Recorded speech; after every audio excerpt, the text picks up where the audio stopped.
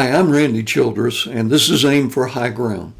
I want to encourage you to stay with me for the next 5 minutes because I'm going to share with you a very powerful experience in my life that helped me in my Christian life, in my relationships, and in my ministry.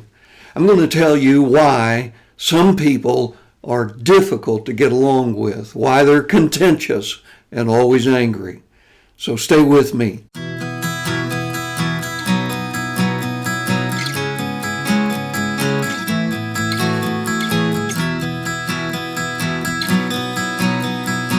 I grew up in the mountains of southwestern Virginia, on the other end of the state from where I'm living now.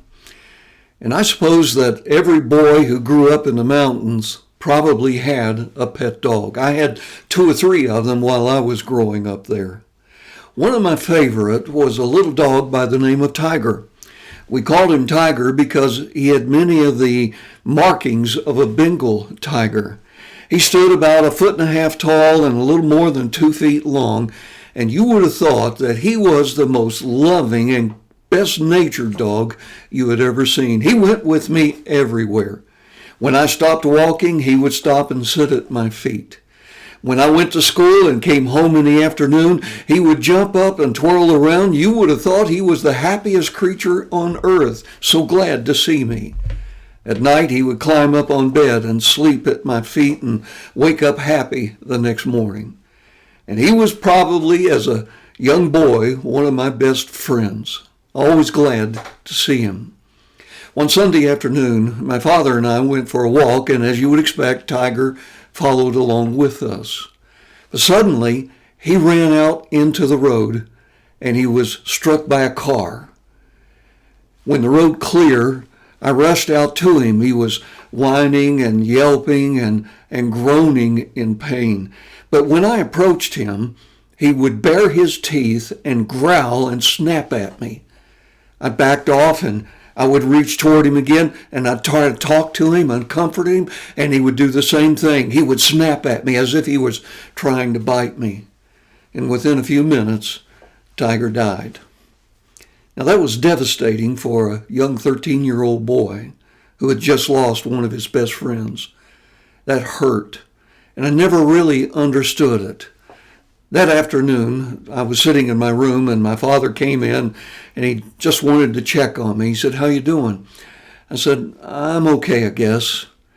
"But Dad, I don't understand. Why did Tiger try to bite me? I was only trying to help him." And Dad sat down beside me and he said, "Randy, you have to understand. Tiger had just been hit by a car. He was in pain and he was hurting so badly he didn't see anyone around him and he couldn't tell that anyone, let alone you, was trying to help him. And so he snapped out at whatever had hit him, whatever was hurting him. He didn't know what it was, but he wanted to attack and defend himself."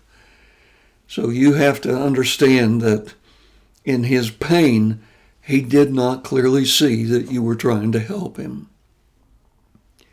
His words were a powerful teaching in my life.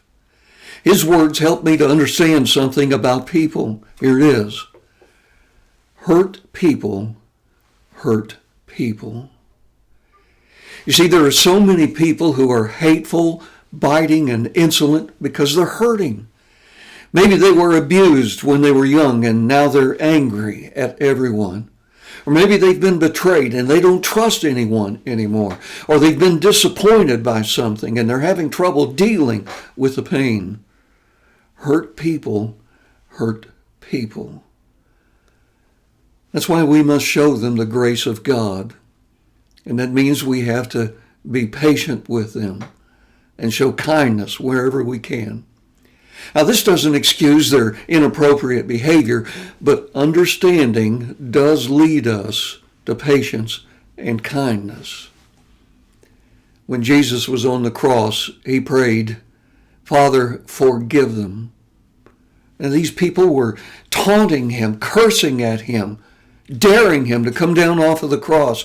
And he prayed, "Father, forgive them, for they do not know what they're doing." I'm so glad Jesus prayed that prayer. Psalm 103 verses 10 and 12 says, He does not treat us as our sins deserve or repay us according to our iniquities.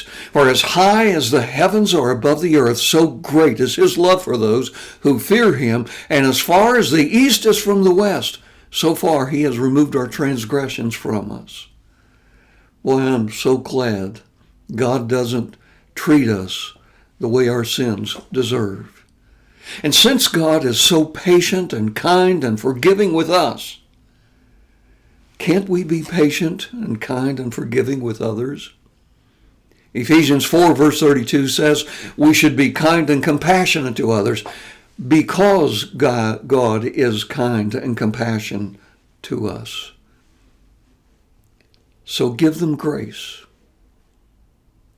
I'm glad you stayed with me during this brief devotional thought. And if you think these thoughts might be of help to people, then please share them in every way you can.